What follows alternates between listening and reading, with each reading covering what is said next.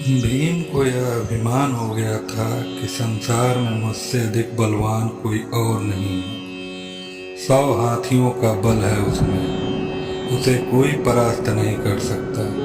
और भगवान अपने सेवक में किसी भी प्रकार का अभिमान रहने नहीं देते।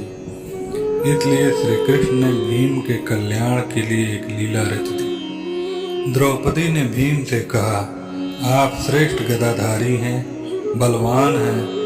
आप गंधमादन पर्वत से दिव्य वृक्ष के दिव्य पुष्प ला कर दें, मैंने अपनी बेड़ी में सजाने हैं। आप समर्थ हैं, ला सकते हैं, ला कर देंगे ना दिव्य कमल पुष्प।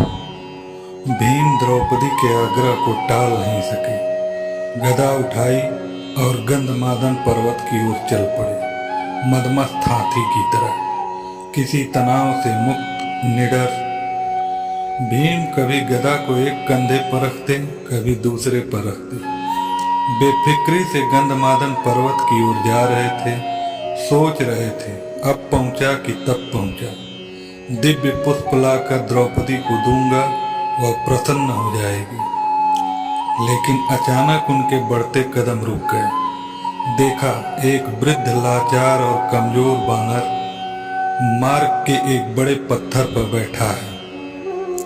उसने अपनी पूंछ आगे के उस पत्थर तक बिछा रखी है जिससे रास्ता रुक गया है। पूंछ हटाए बिना आगे नहीं बढ़ा जा सकता, अर्थात उस बानर से अपनी पूंछ से मार्ग रोक रखा था। अगर कोई भी बलवान व्यक्ति किसी को लांग कर मार्ग नहीं बनाता, बल्कि मार्ग की बाधा को हटाकर आगे बढ़ता है। बलवान व्यक्ति बाधा सहन नहीं कर सकता, या तो वह बाधा स्वयं हटाता है या उस बाधा को ही मिटा देता है। इसलिए भीम भी रुक गए। जब मद, अहंकार और शक्ति बढ़ जाती है तो आदमी अपने आप को आकाश को छूता हुआ समझता है। वह किसी को खातिर में नहीं लाता और अत्यधिक निरंकुश शक्ति ही व्यक्ति के विनाश का कारण बनती है। लेकिन श्री कृष्ण तो भीम का कल्याण करना चाहते थे, भीम का विनाश नहीं सुधार चाहते थे। भीम ने कहा, हे बानर, अपनी पूंछ को हटाओ, मुझे आगे बढ़ना है। बानर ने देखा, एक बलिष्ठ व्यक्ति गदा उठाए, राजसी वस्त्र पहने, मुकुट धारण किए, बड़े रूप के साथ उसे पूंछ हटाने को कह रहा है। बानर हैरान हुआ, पहचान भी गया, लेकिन चूंकि वह श्री कृष्ण की लीला थी इसलिए चुप हो गया। भीम के सवाल का जवाब भी नहीं दिया। भीम ने फिर कहा, बानर, मैंने कहा ना कि पूंछ हटाओ, मुझे आगे जाना है। तुम वृद्ध हो इसलिए कुछ नहीं कह रहा। बानर गंभीर हो गया, मन ही मन हंस दिया, कहा, तुम देख रहे हो, मैं वृद्ध हूँ, कमजोर हूँ, उठ नहीं सकता। मुझ में इतनी ताकत नहीं है कि मैं स्वयं ही अपनी पूंछ को हटा लूं। तुम ही कष्ट करो, मेरी पूंछ थोड़ी इधर सरका दो और आगे निकल जाओ।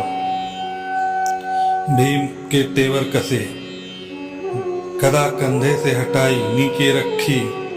इस बानर ने मेरे बल को ललकारा है। आखिर है तो एक पूंछ ही, वह भी वृद्ध बानर की। कहा, यह मामूली सी पूंछ हटाना कोई मुश्किल काम नहीं है। यह तुमने क्या कह दिया? मैंने बहुत बलवानों को परास्त किया है, धूल चटाई है, 100 हाथियों का बल है मुझ में।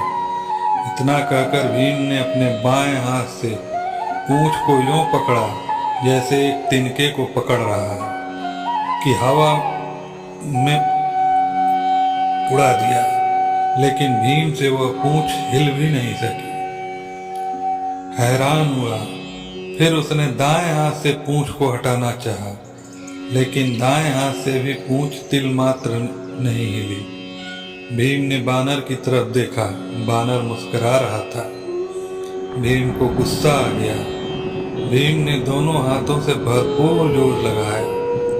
एक पांव को पत्थर पर रखकर आसरा लेकर फिर जोर लगाया। 2-3 बार, लेकिन हर बार भीम हताश हुआ। जिस पूंछ को भीम ने मामूली और कमजोर बानर की पूंछ समझा था, उसने उसके पसीने छुड़वा दिए और भीम थक कर निढाल होकर एक तरफ खड़ा हो गया। सोचने लगा, यह कोई मामूली वृद्ध बानर नहीं है, यह दिव्य व्यक्ति है और इसकी असीम शक्ति का मैं सामना नहीं कर पाऊंगा। विनम्र और झुका हुआ व्यक्ति ही कुछ कर पाता है। अकड़ उसे ले डूबती है, ताकत काफूर हो जाती है और भीम वाकई वृद्ध बानर के सामने कमजोर लगने लगे। मद और अहंकार काफूर हो गया, और जब मद और अहंकार मिटता है तभी भगवान की कृपा होती है। भीम ने कहा, मैं आपको पहचान नहीं सका। जिसकी पूंछ को मैं नहीं उठा सकता, वह कोई मामूली बानर नहीं हो सकता।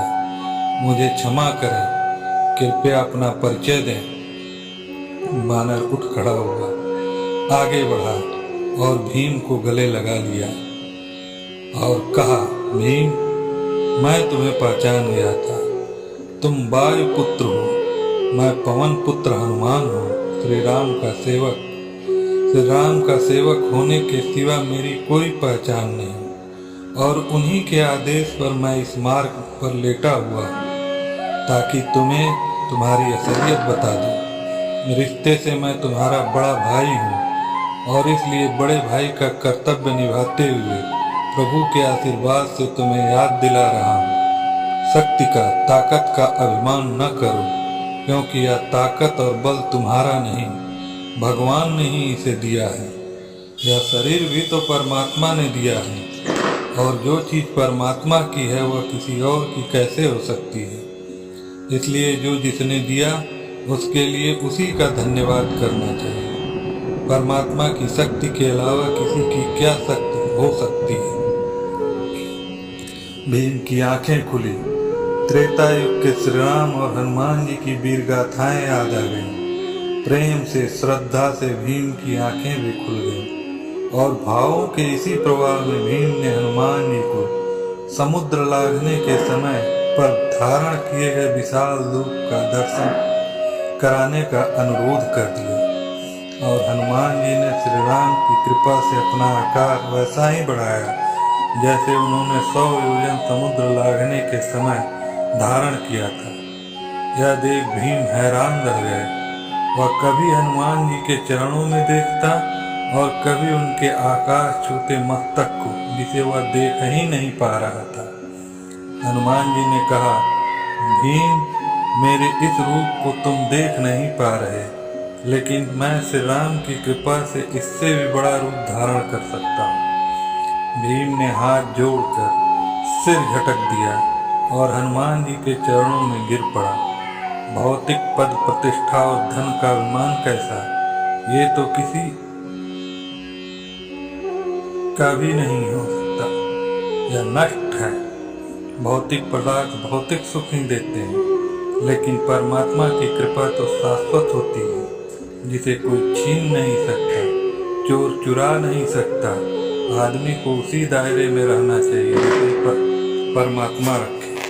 परमात्मा की इच्छा के बिना तो पत्ता भी नहीं हिल सकता। इंसान की जिंदगी का क्या भरोसा, किसी भी मोड़ पर 4 कदम की दूरी पर खत्म हो सकती है। ऐसी ही कहानियों को सुनने के लिए लाइक, कमेंट और सब्सक्राइब करें। धन्यवाद।